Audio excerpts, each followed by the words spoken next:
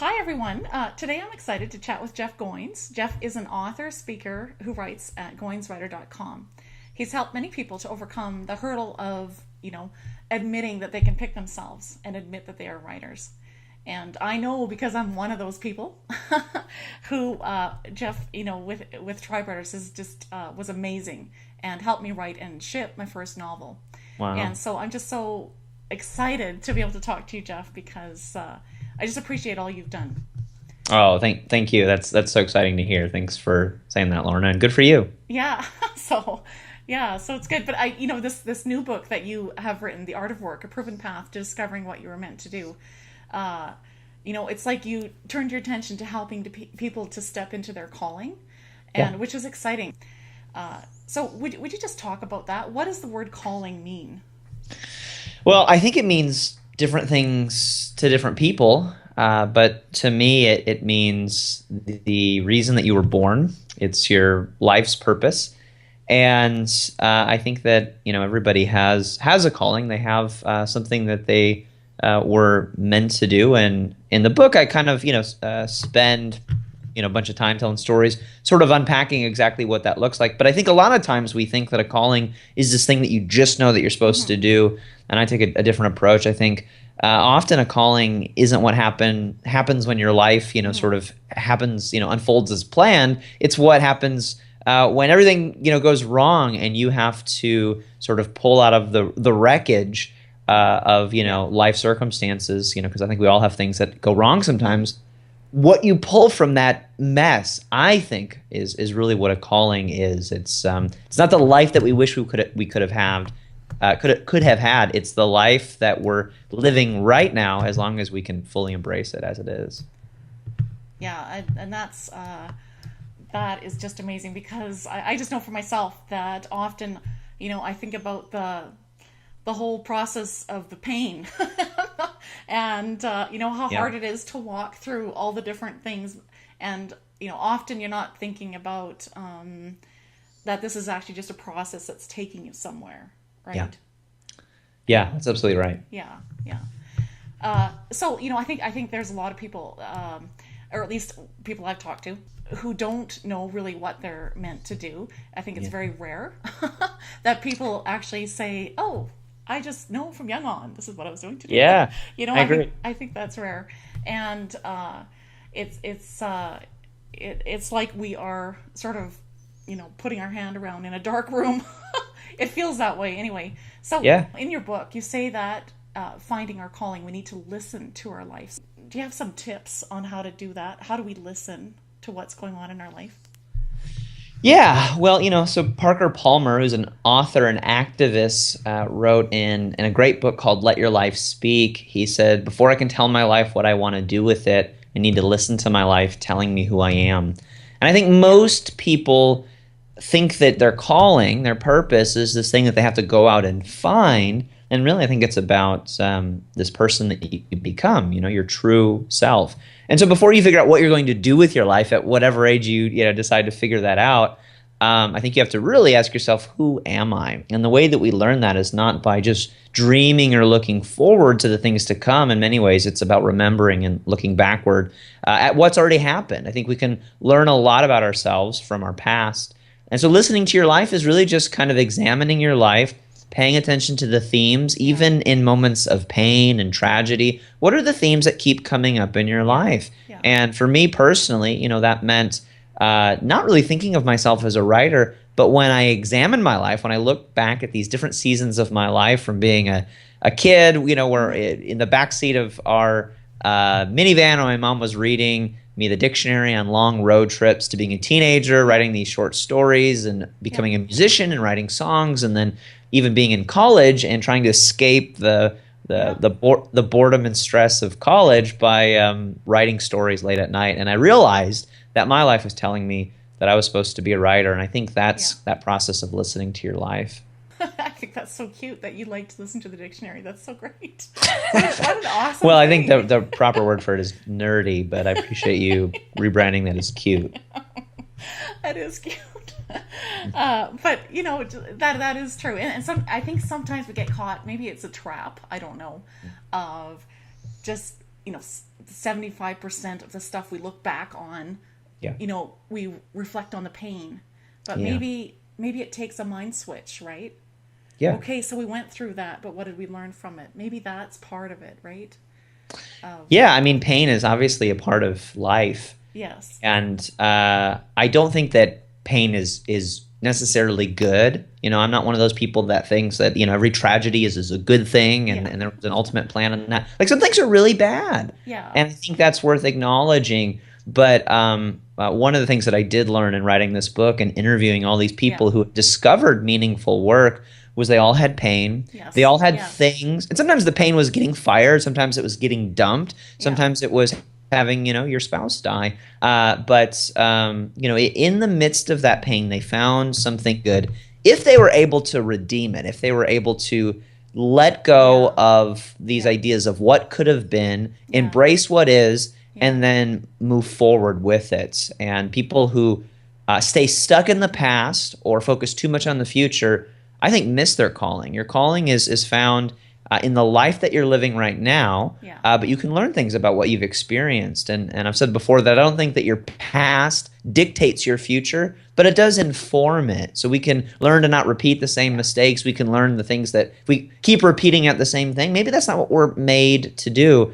And similarly, if there's always been this yearning, this creative bent, this idea that you've never acted on, that's also something you should be listening to. Yeah, most of us, in fact, probably all of us, want to find work that we love. And I just love what you said, to redeem the pain. Because, because other people, it really doesn't matter who you are. There's someone in your sphere who is listening to your life, who is watching your life to see what's going on. What's your take on this, even though you just went through that, Right. That's absolutely true. Yeah. And I think, I love that word, redeeming. I just think that's so cool. So, you touched on that, but the stories that you talk about with, each of the 7 stages in your book and the people's stories, wow, amazing stories, really. And it's like they all faced failure and they went through stuff. What would you say were the patterns in the lives of these people that kind of stood out to you? Would you say that there's patterns, stuff that they kind of went through similar, for each of them?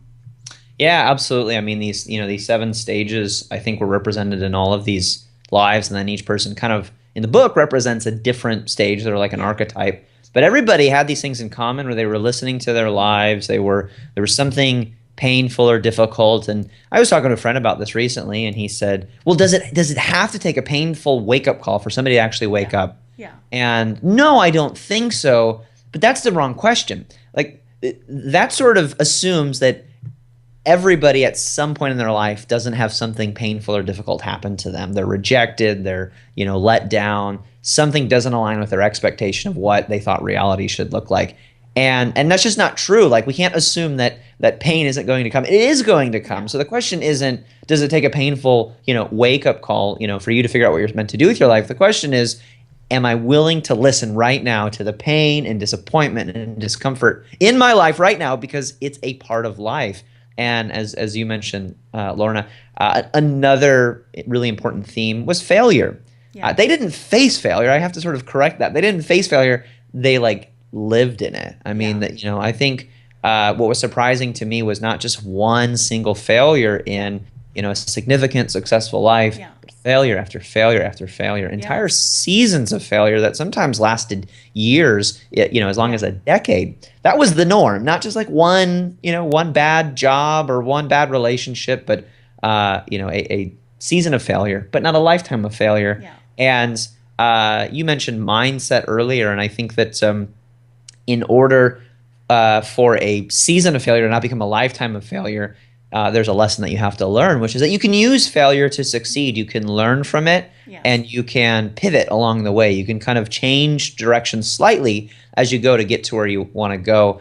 And I think we all know people, we can think of people who don't do this. They keep trying the same thing over and over again, and it's obvious that thing isn't quite the right thing for you. Yeah. There's a little bit of delusion there. Yeah. And failure teaches us about our delusions, about the things that we think we ought to be doing. But the sting of failure also teaches you things about the approach. Maybe you didn't try hard enough. Maybe there's another way Yeah. around it. And then I think there are also people who are so afraid to fail that they play it safe. And I thought what was really encouraging to me was hearing all these people's stories who lived in that tension where they weren't avoiding failure, Yeah. but they weren't delusional about their failure either. They were embracing it. They were learning from it. Yeah. They were moving forward and pivoting along the way to get to where they needed to be. Yeah, that's when I read the one that really sticks out for me is, I mean, they all do, but I was just thinking of Ginny, Yeah. and that's just amazing, what she went through, and still, because I mean that's hard to have so many people against you, and to Yeah. still, and Yeah. Her family rejected her. Her boyfriend yes, broke up with her. oh, Society kind of rejected her, and yet she's the most amazing person. yeah. She's just so positive and loves life. And yeah, I mean, it's not the question of whether or not failure or pain comes to us. It's really the question of what you're going to do with it when it arrives at your doorstep. Yeah.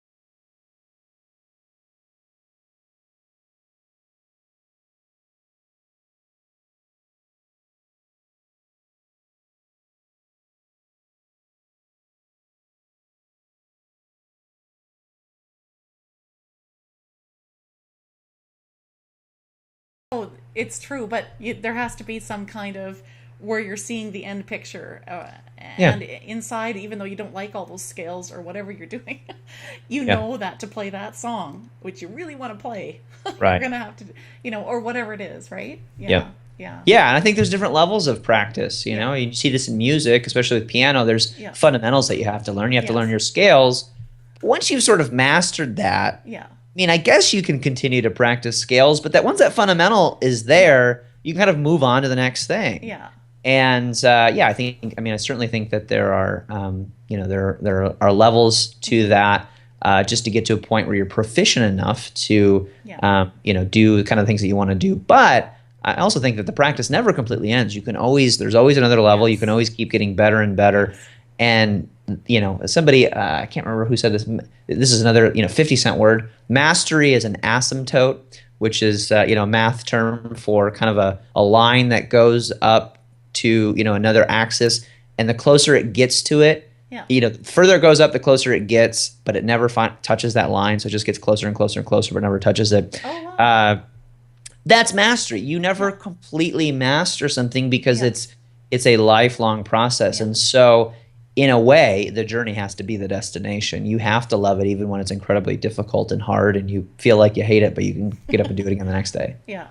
Yeah. Oh, that's lots of wisdom there. Thanks so much, Jeff. That's great. Yeah, my pleasure. Well, this has been so good just to, hear your thoughts on calling, and I think it's gonna help a lot of people because that's so important, right? That that we are at some point moving toward what we were made to do, right? Yeah. Yeah, absolutely. And so I just appreciate you taking the time today, Jeff. And I know you're busy, so I just appreciate that. And I just want to say thank you so much for all you do for people that are wanting to be writers, or now for people that are unsure of what do they need to ask themselves, what's the process to Yeah. getting to their calling. And I just want to say thank you for for all the work you've done and for following Yeah. your calling and doing all Oh. this. Yeah. Well, thank you, Lorna. My pleasure. Thanks for having me. And you've got some good looking pianos there. Thank you. All right. Thanks, Jeff. Yeah, thank you.